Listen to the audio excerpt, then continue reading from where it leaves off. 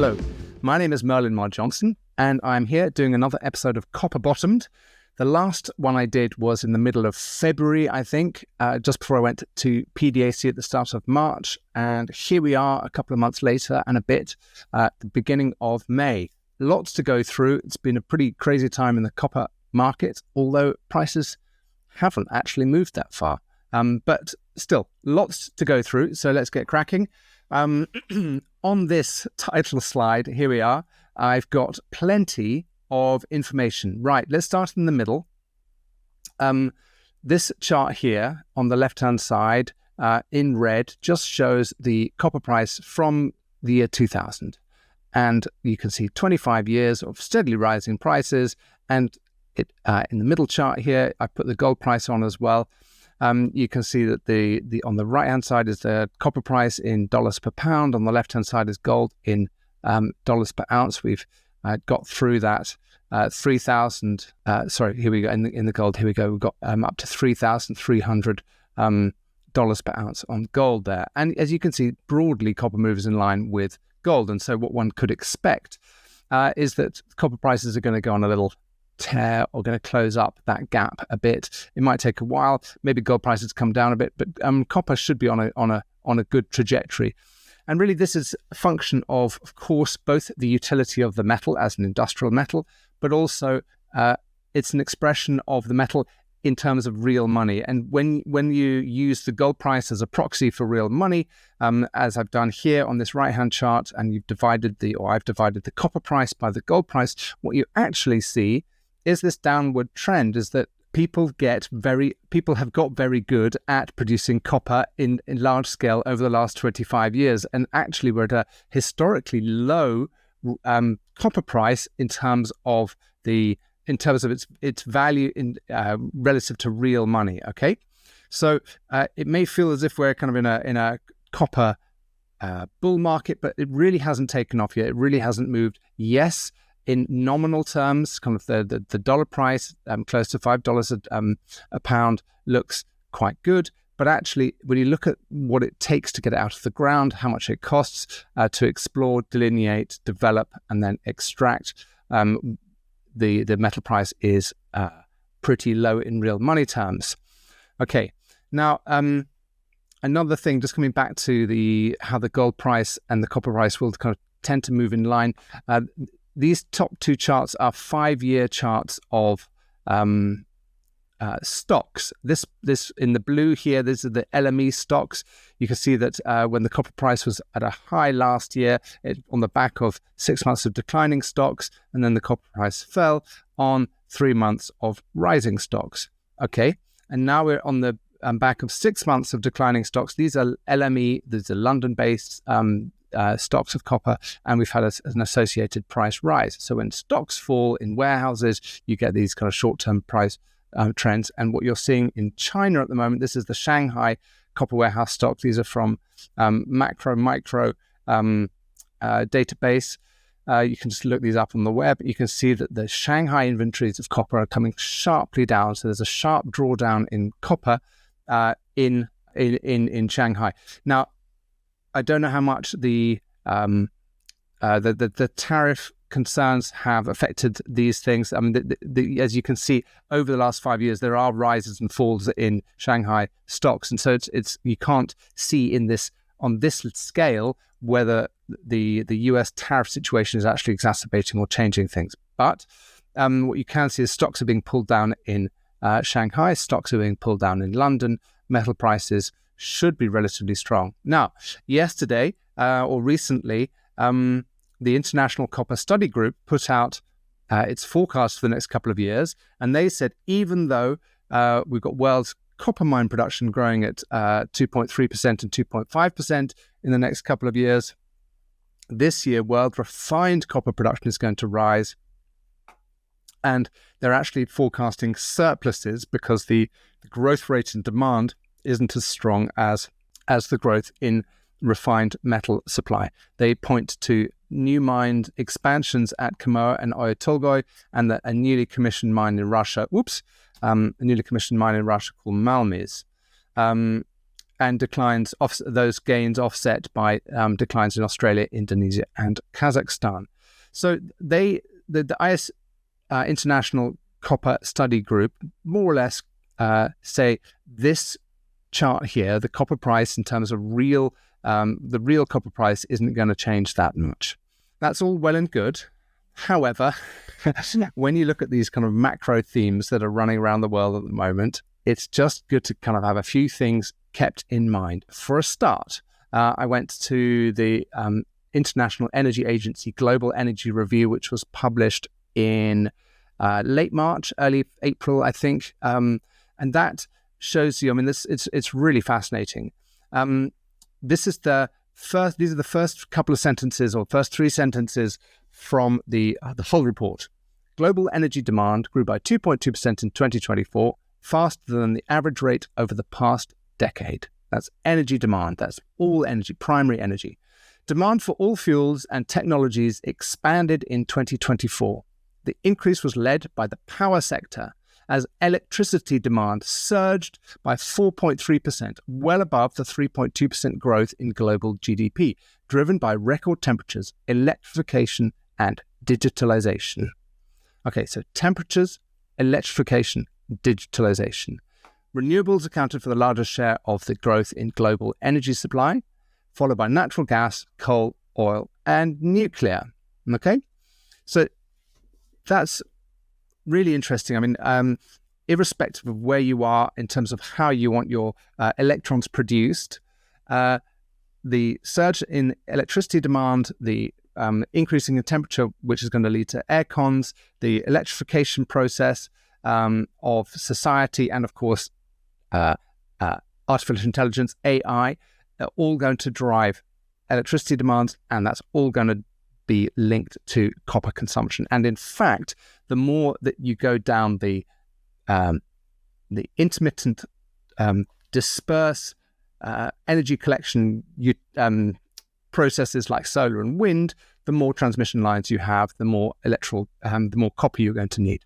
So if the world turned around tomorrow and said it was going to use the existing grid on coal and nuclear as best they could, it would mean less copper demand. So really, really interesting. We see these mega trends still in place. Right, over here, total energy supply, 15% from renewables. I don't like that word, but anyway, it includes hydro, which is about half of that, and solar and wind and biomass.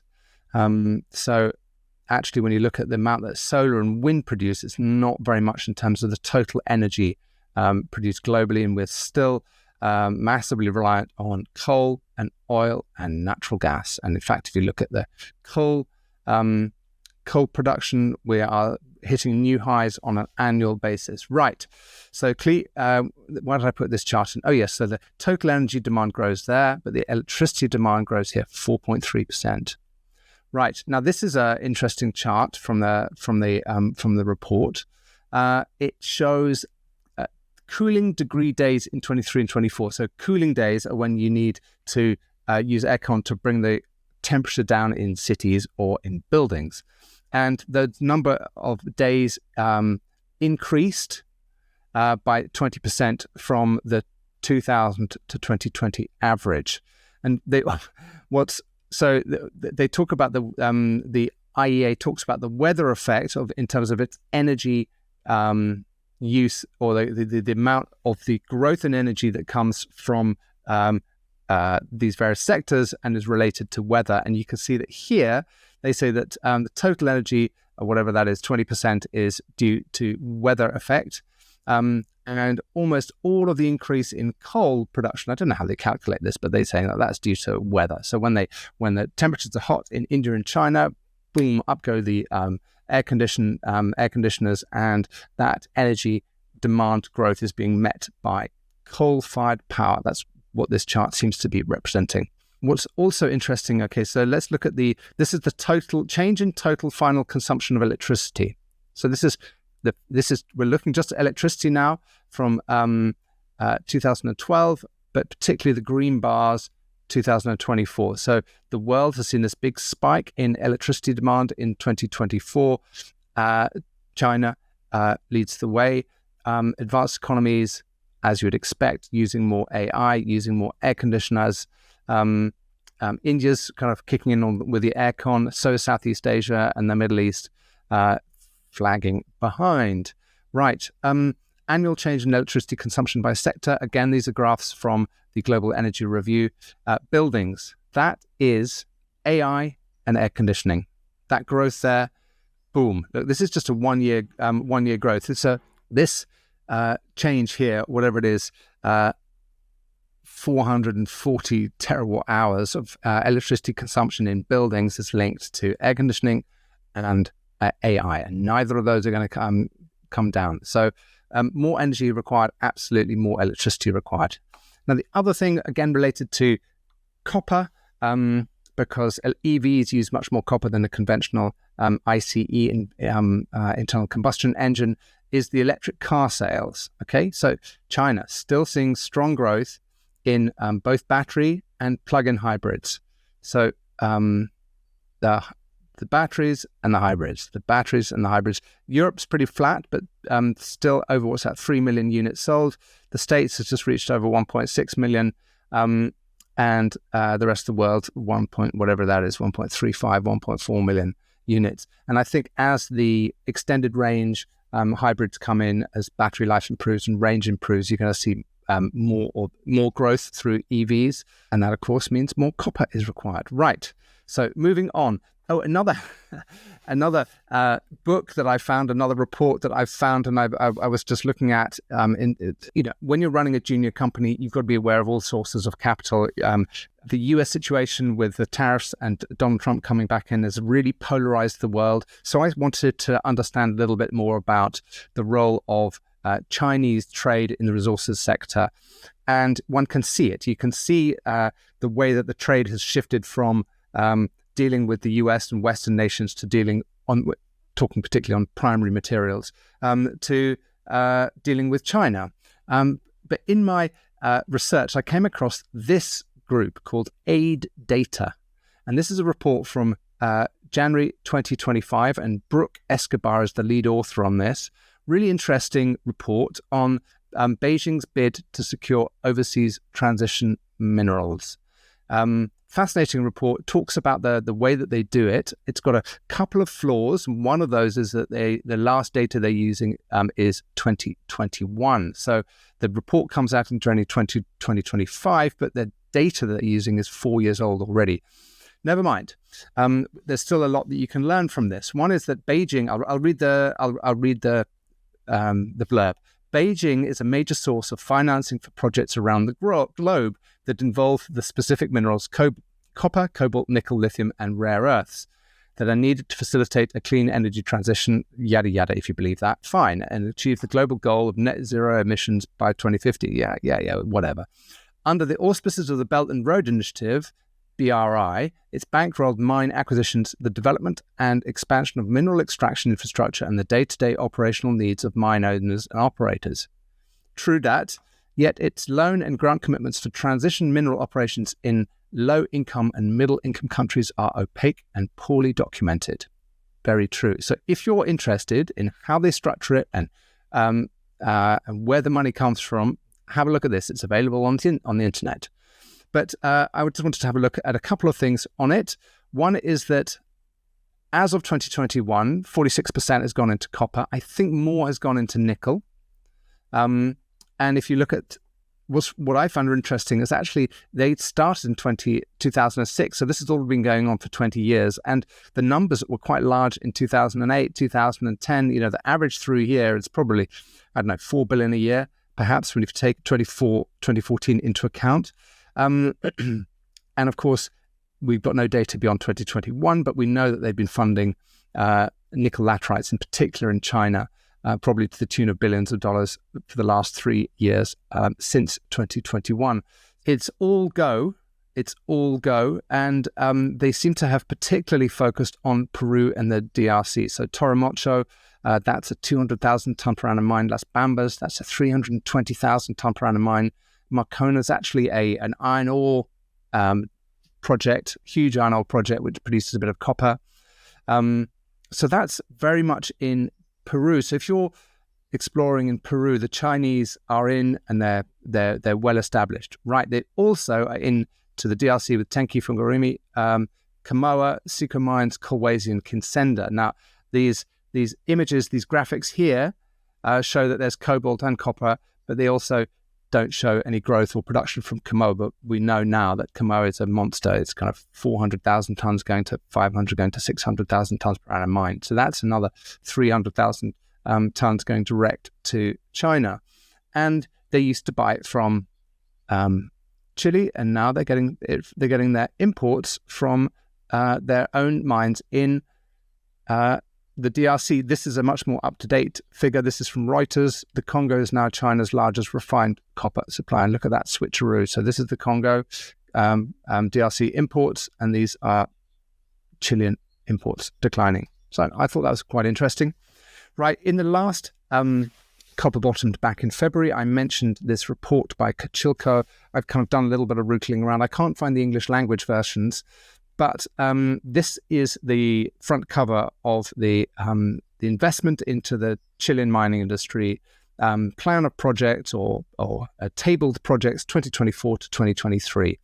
Now, this is the comparison between those slated from 2023 to 2024. In last year, or in 2023, they had 49 projects. 9 of those have kind of come through, so they kind of get taken off the list. 11 more have been added.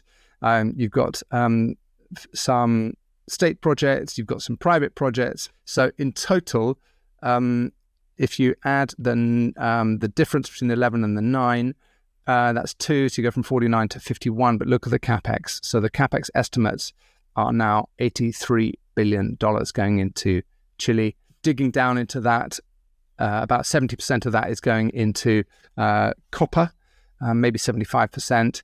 And there's a separate Kachilko report called the projection of the production of copper in Chile, or the copper production projection in Chile 2024 to 2034. And these are their numbers, okay? So these are their source is Kachilko, which is the Chilean Copper Commission.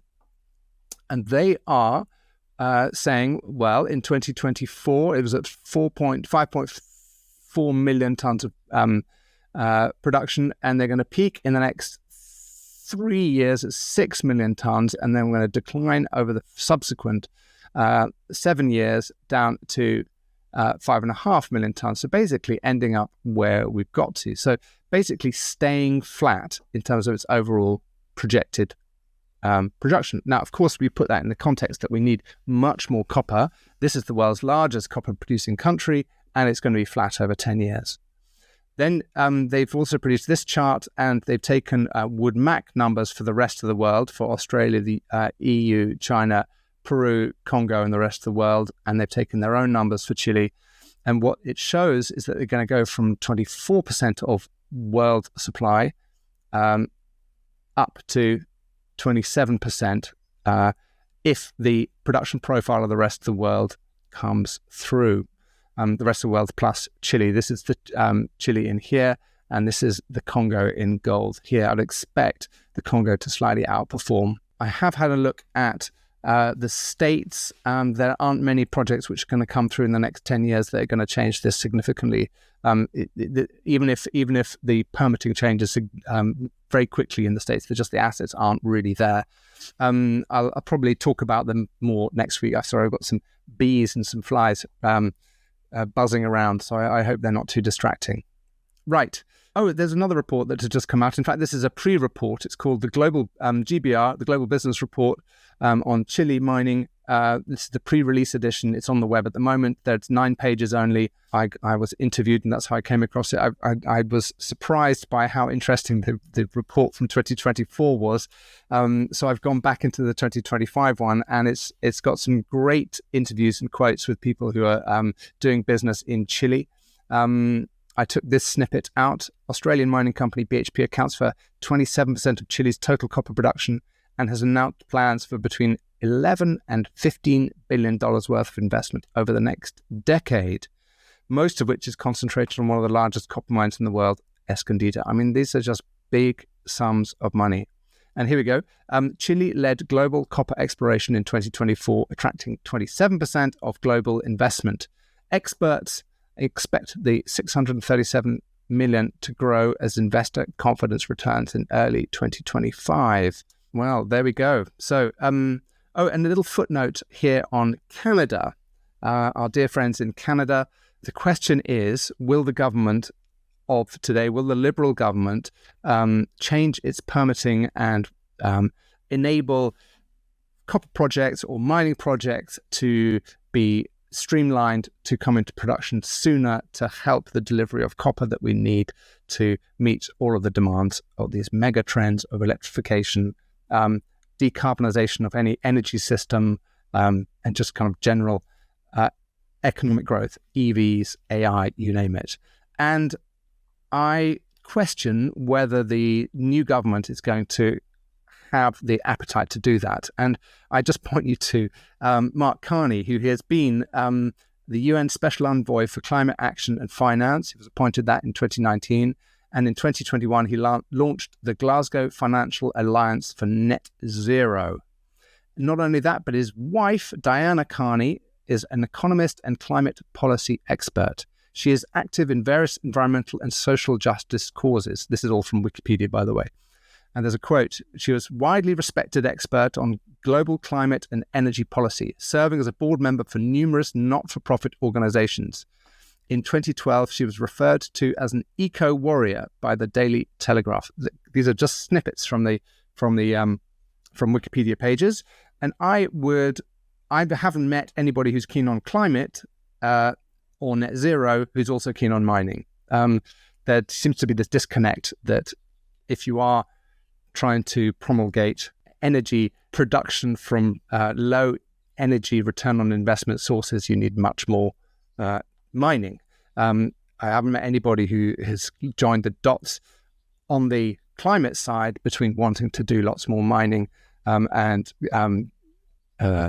digging up more copper or nickel or lithium or cobalt for that matter. So I would wager that Canada is not going to have a transformational planning and permitting revelation or kind of reformation anytime soon. But who knows? Let's see. Right, moving on. Okay, so just riffing on this huge amount of money that's going to be invested in Chile. I sometimes get, even though I'm working in Chile, I sometimes kind of get slightly bewildered by the vast amount of Chilean copper projects and who's doing what. It's really hard to get to know the basic trends. And so I have been into the Lundin Mining and into the ATEX Resources presentations, and I pulled out a couple of charts. Let's start here on the left-hand side first of all. These blue dots this is a part of an image or a figure generated by ATEX Resources. In fact, this is the left-hand side of it, and this is the right-hand side of it. I'll come on to that in a second. But on this left-hand side of the screen, and indeed of their image, ATEX has pointed out the major kind of copper-producing belts. There's one here, Collahuasi's here, Chuquicamatas here, Escondida, and then you come into Vicuña, the Andina, and Los Bronces. And just for reference, I put in an arrow. So Santiago is 60-odd kilometers north of El Teniente, I think. That's about right there. So these are the major copper belts in Chile and Peru. And then people often talk about this Vicuña district and the Maricunga belt and the El Indio belt. These are all up in the high Andes. This is the border this is the watershed. This is the peak of the Andes here. And just to put things in perspective, about 500 k's north of Santiago, you've got La Serena, then you've got Vallenar, and then you've got Copiapó. And then you go on up to Antofagasta and Arequipa right up in there. Up in the north. So in the Maricunga belt, you've got Maricunga, Caspichi, Cerro Casal. Then you come into the Vicuña district, which has been dominated by the Lundin family and the Lundin kind of family of companies, and it's news here. So you've got Filo del Sol here, you've got Jose Maria in Argentina, and you've got Caserones And so this is, and of course, your NGX in here, Los Helados and Lunahuasi. So this is kind of the new belt, but actually it's just kind of an extension of the Maricunga belt. But the Lundin group have done a very good job of labeling this new district, the Vicuña district. And then further south, very, very well established old belts. El Indio, you've got El Indio itself, Tambo, Alturas, Pascualama, Veladero. Pascualama, of course, was built and then never really produced because of environmental challenges, and they started mining a glacier, or they touched a glacier, which is never a good idea, and so the whole thing's been canned. But this is called the El Indio belt, and ATEX, I have kind of created this new belt in between. They're saying, well, hang about, if you guys, Lundin, can create a new Vicuña belt, we're going to create our own Valeriano, what do they call it? El Encierro, the enclosed belt in here, which they kind of pull down to include the Tech Newmont Relincho, Fuerte Messel, Cerro Placeton, Tech Newmont La Fortuna, El Moro, Barrick, Pachu Choye, if that's how you pronounce it, Orvana, Taguas, and El Encierro by Freeport. So this is what they are kind of talking about as kind of one potential cluster. And of course, I should just point out that we've got this. So there's Candelaria right next to Copiapó, and Fitzroy Minerals has got its Buen Retiro probably just underneath the E and the X here, just kind of southeast of Candelaria and Copiapó. That's where our lovely IOCG is. And the Caballos project and the other projects a bit further south, much closer to Santiago. But I'll come on to that, of course, as you would expect. I've just produced a new presentation for Fitzroy Minerals. For this copper bottomed, I've concatenated two of the slides. So I've kind of put these, I've taken bits from a couple of slides, and I feel it's the perfect time to explore and discover, and industry is competing to own good assets. I came across this presentation by Paul Gates. He gave a talk at the Benchmark Mineral Intelligence Conference in November, last November. He's with Anglo American. I've adapted it. I've updated the GDP data for 2023 numbers. And what it really shows you is there's this extraordinary development gap where the installed stock of copper per capita is high in developed nations, 15% of the global population. I think Paul was saying that it's something like 80 or 85% of the world's copper use goes to this 15%.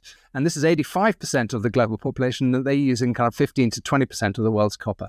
And of course, as their economy is developed, so is their copper use, as night will follow day. So every man and his grandson is looking for copper.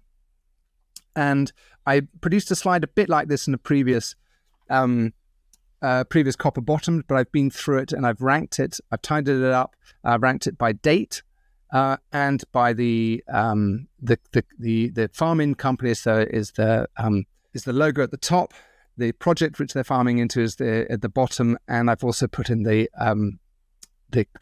destination country. You can see 2021 Freeport investing in Canada, Boliden 2022 investing in Canada, Mitsubishi investing in Chile 23, Barrick in the States in 2023, Tech Canada 23, Azor Chile last year, the big one, $4.4 billion, Filo, Agnico Chile, that's ATEX, staged Rio Tinto investment into Argentina at Aldebaran, South 32 looking in, that's the NAC deposit with American Eagle, Sumitomo doing this deal with Rio Tinto. That's really interesting. And I spoke about the kind of the value of a producer that's going to produce, a company that's going to produce 35,000 tons of copper per annum. And then most recently, Freeport investing in Jamaica. So what this shows you is that majors and mid-tier capital is hunting for potentially viable resources. So the name of the game in the junior companies and the mid-tier companies is finding non-dilutive sources of capital to develop your hopefully really good assets. Right. Onto the companies themselves. I have been through the Mining Hub database for the last couple of months. From the 9th of February, I think I took it, and I cut it off at about 70 grade width copper equivalent total. So I also changed them around a bit. I mucked up the dates, but basically, if a company got a really good hit and then it's got a couple more, I've kind of pushed them up to just kind of talk about them once. So the best result over the last 2.5 months was at ATEX. At a depth of 822 meters, they hit 1.2 kilometers at 0.91% copper equivalent, which is just it's just a huge intercept. Their market cap over the last 15 months has probably doubled from $250 or $200 million to 568.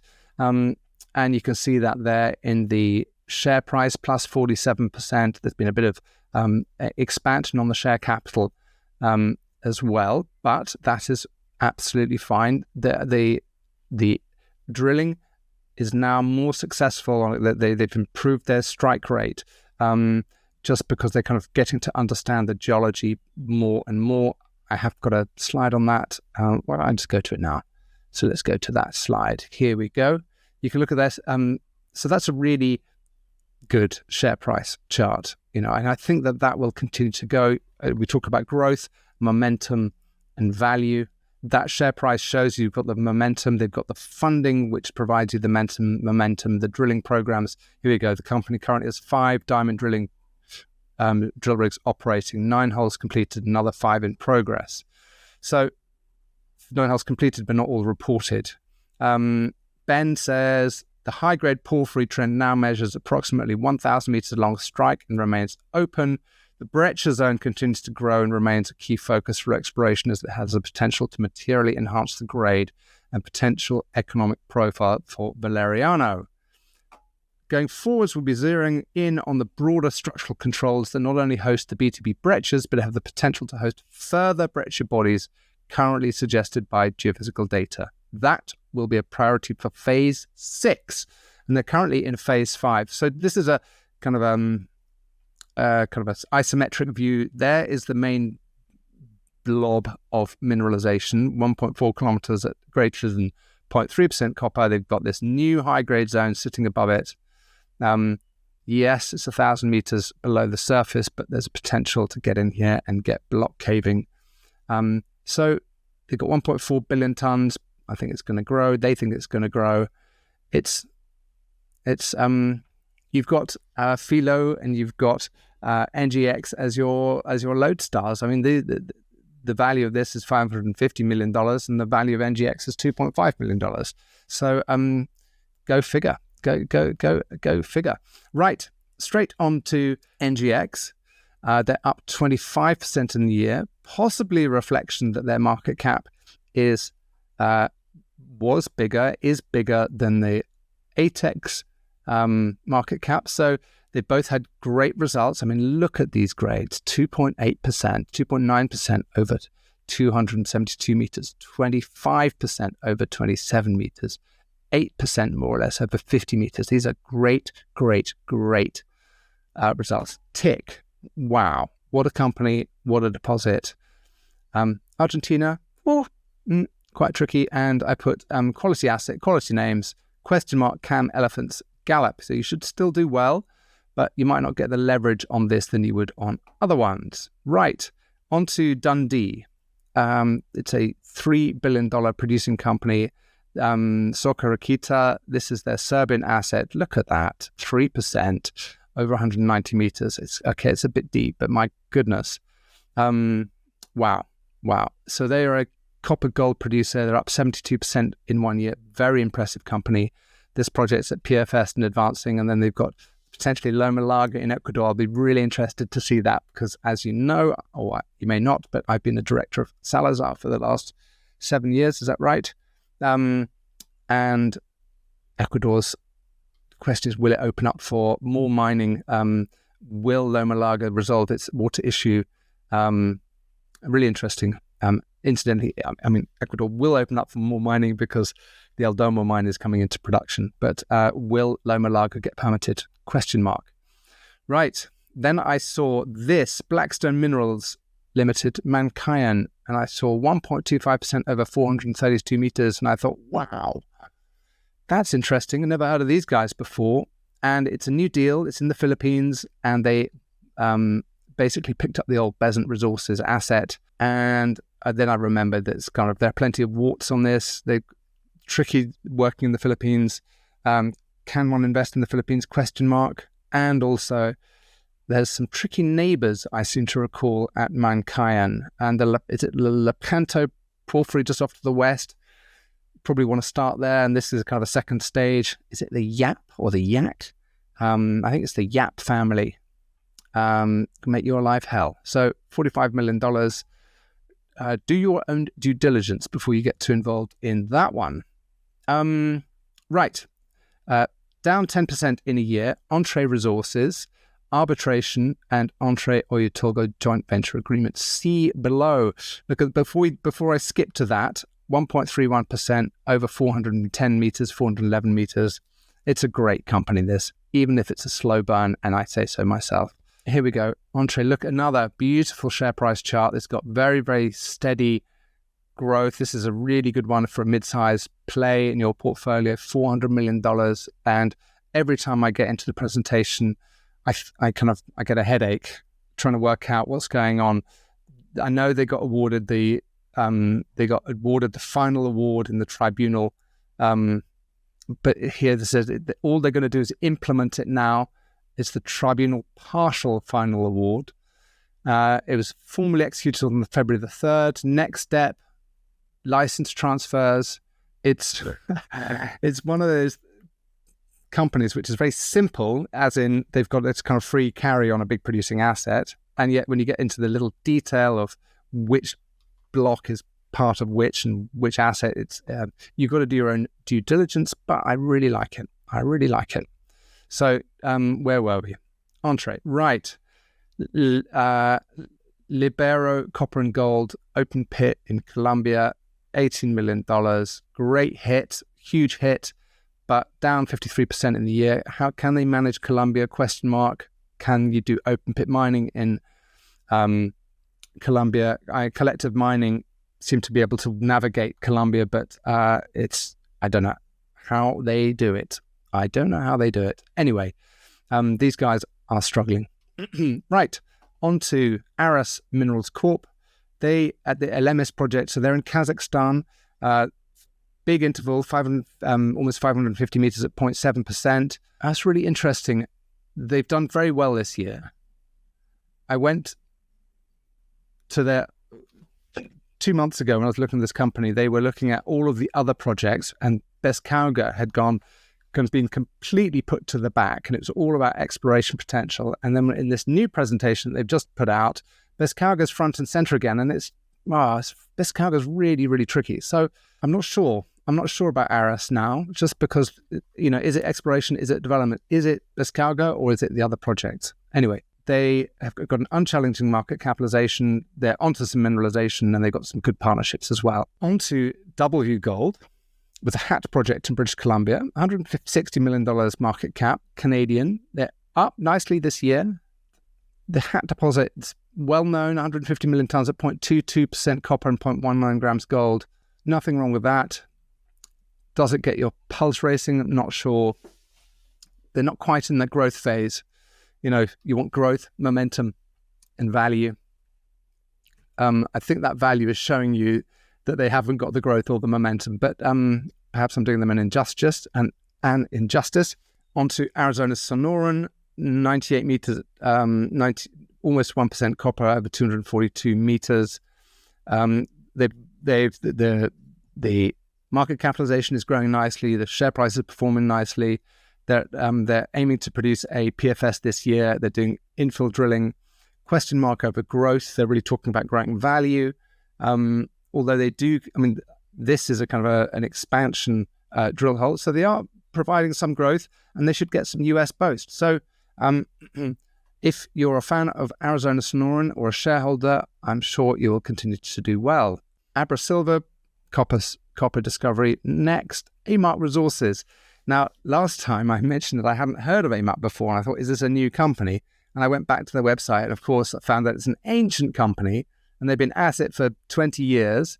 They've had a great share price performance this year. It has been a slow burn.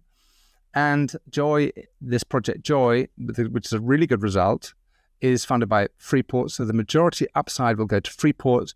They've got $200 million carry programs, Boliden and Freeport. So fantastic value here. The question is about timing and momentum.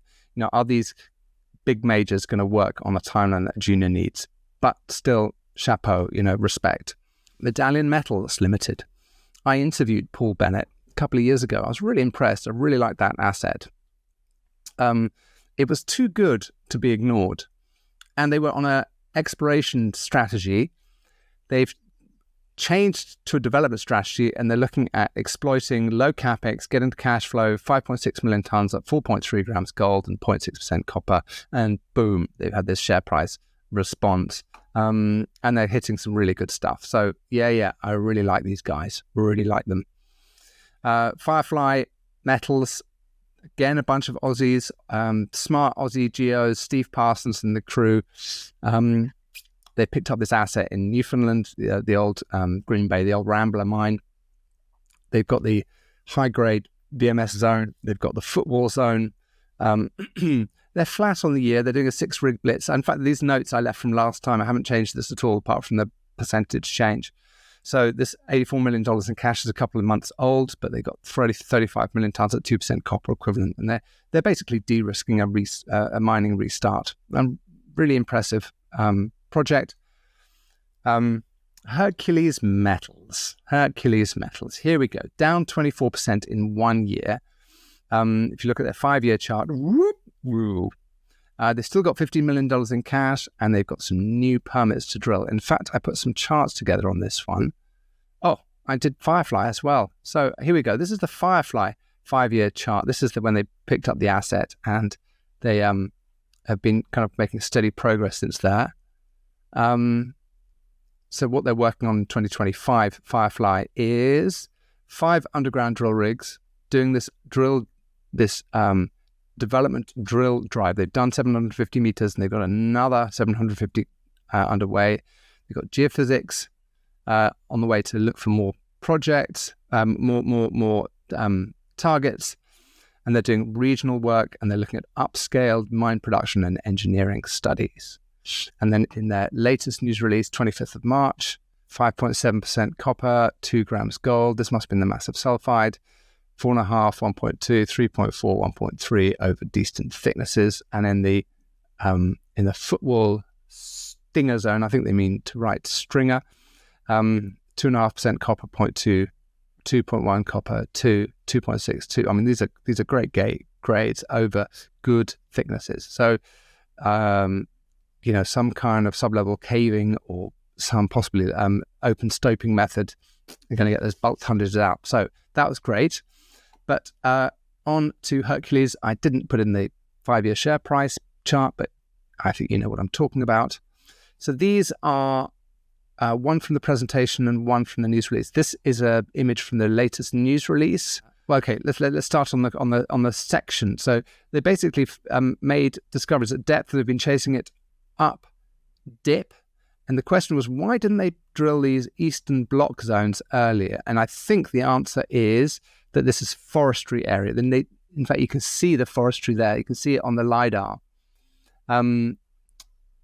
So there's forestry through here, and they talk about in the presentation fortuitous timing of a new US FS permit now allow the much anticipated Eastern Block zone to be drill tested in 2025. So this is the Eastern Block zone, big soil anomalies, these are moly grades through here. These are copper grades in the copper colors here. And these are soil anomalies. So finally, but they never talk about this. They never say that you can't get the permitting. So that's a bit weird. But they're on a big system. And look, they've got, this is the hole 1 in here, kind of coming in, probably hole 1. Where's that? So there's the Eastern Block. Hanging wall mineralization, it's coming in here somewhere, junk, and then they're going to chase up here to hole 2 and look for this grade creek zone, chase that along, strike, and then they're going to go up, package, up dip here, and then to test in here. These are the planned holes in the This is the planned hole 200 meter spacing and the planned hole near target. So these are the options they've got. So lots of drilling. I think it could be quite exciting. I think they're beaten up. Let me just go back up to where they are. $152 million market cap. I think they're in the States, which is good. I think that could be quite exciting, but the momentum is against them. But let's see what happens. And look at this, a new entrant, up 50% in 1 year. New mineralizing system, Fitzroy Minerals. That's me. Caballos, that's us. Right, we're in Chile. Our market cap's $37 million. Let me go to the slides because I have included them. Right, so Caballos Copper. These are basically lifted from our new presentation. New frontier, successful proof of concept drill hole opens a new mineralized corridor. So with, just in terms of a little bit of background, with the acquisition of the Buen Retiro IOCG by Copiapó, we were thinking, right, well, are we sure that we want to do both of these at the same time? And some of the data, for some of the mapping data from Caballos was a little bit equivocal. There were good grades right along this zone through here, but the grades off to the sides, the alteration was very, very minimal. And so before we did anything radical or rash, we thought we'd just put one hole in through here in this Chincolco anomaly, which is through here. And you can see this is about 1.2 kilometers long. We've got this kind of copper and moly rock anomaly, and there's this beautiful hydrothermal breccia which kind of underlies it. You can actually see it in the geology. It's really quite extraordinary. I mean, just jumps out at you. So we decided to put one hole across, and boom, we got 200 meters of mineralization at 0.46% copper, and really interestingly, 591 ppm moly. And the grade at El Teniente and Chucky is about 300 to 400 ppm. So we're well above those established moly grades. And it also came with gold as well. And there's not normally a positive correlation between gold and molybdenum. Although I've had some comments on LinkedIn helpfully pointing me towards a couple of cases where there is gold and moly and copper all in a positive relationship with each other. But crucially, we've got this lower zone here, but there's a kind of a barren unit in the middle. But in the lower half, we've got 98 meters at 0.78% copper and over 1,000 ppm moly and 0.12 gold. And then within that, 42 meters at 0.12% copper and 1764 ppm moly and 0.23 gold. I mean, this is a cracker. It's wide open along strike. We've got at least 10 kilometers of this Pacora fault, kind of faulted package, and it leads over to this other Mule Hill anomaly, which is kind of 5 or 6 kilometers up here in the north, with a very, very similar copper anomaly, soil anomaly, moly geophysical signature. All good, all to go for, and we should be drilling there very shortly, and I'll hopefully put out a news release on that any minute now. So go Fitzroy. Right, moving on, I'm just going to rattle through these. I cut it off at 80 grade width total. Getty copper, low grade, big interval, not sure what's going on there. It feels listed, but only just. Premium, it's down 46% in a year, and it's a nickel kind of mine restart in Botswana. It looks tricky, even though the market cap has held up quite well. 4 ounce down 20% in the year. McIlvenna Bay, $1.5 billion company. Wow. They've got the cash to build it. Is that mine going to get built? Question mark. Cisco have done a great deal picking up their Glencore non-core assets. They've raised $100 million, and it feels like a leveraged development play up in northern Quebec. Magna, what a great company Magna is. Wow, they're up 70% this year. Their RIC code, or their ticker, is NICU, which is funny, nickel, copper. Do you get it? They're in production just. They started in March. They've got a kind of bootstrap into production, produce. They've got a real can-do attitude, which I really like. So these guys are hot stuff. Hot Chili, market cap $60 million. Great asset, good holes, down 63% of the year. And this is kind of riffing on the the importance of being honest. To lose one parent may be regarded as a misfortune. To lose two looks like carelessness. Hot Chili lost chairman and independent director. So what's going on there, I wonder? Right, another company I like, plus 75% this year in 1 year. They've got growth, momentum, and value. I reckon Gladiator Metals, White Horse Copper, look at that, 3.6% copper over 26 meters, and they've got a sub $50 million market capitalization. You've got to like that. So let's have a quick closer look. Gladiator intersects 11.52 meters at 7.54% copper within 26 at 3.6 and 11 at 6.6 within 27 at 3, confirming high-grade copper extensions at Cowley Park. Okay, they received assays from a further 6 holes from its recently completed 23 hole as part of its phase 1 drill program. Recent results improve and demonstrate continuity of the mineralization over at least 200 meters of strike and drilled to a depth of more than 200 meters down dip. Mineralization remains open along strike and at depth and is the focus of future drilling. Right. So you can go through these numbers. Very classy. They've just produced, they just reported the copper, and then they report quite separate to that. They say that, oh, by the way, it's got 0.8 grams gold, 7 grams silver, 324 ppm moly, and they do that all the way through. If you look at the chart, this is the kind of the main mineralized zone, and you can go through all of their old holes here, but the ones in yellow are their new holes, and you can see there's one through here, one through here. This one is through here and here, and 6 meters at 1%, 4 at 2%, 26 at 3, 20 meters at 0.5, and then these ones heading north off the edge, 82 meters at 0.89, and 11 meters at 3.3. I mean, extraordinary. 15 at 0.62. These are really good holes, and this is their high grade patch through here. So, and then they say, and this is my bold, I've added this, assay results from the 13 remaining holes are anticipated in the coming weeks. So they drilled 23. They've got assays from 6 more. So that takes them down to 17. So in the first release, they put out 4. And now they've got another 13 to come in the coming weeks. And I think they're going to be good. So this looks really, it's like a no-brainer. And then the CEO, Jason Bontempo, says these recent results highlight the external continuity of the recently identified high-grade copper core mineralization within the skarn at Cowley Park, or within the skarn mineralization at Cowley Park, within the broader mineralized package. Particularly exciting is the developing vertical continuity of the high-grade core that has still only been drilled to relatively shallow vertical depths, so this thing can continue at depth.